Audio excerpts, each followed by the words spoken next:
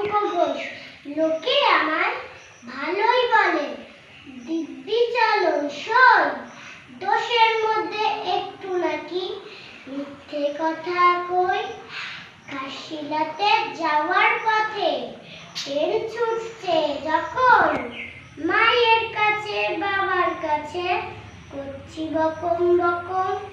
হঠাৎ দেখি মাঠের মধ্যে চলন্ত সব গাছে এক এক রকম ভঙ্গি করতে এক এক রকম নাচে।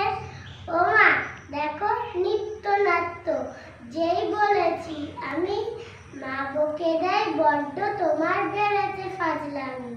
চিড়িয়াখানার নাম জানো তো আমার সেজো মেশো, আদর করে দেখিয়েছিলেন পশুরাজের কেশো।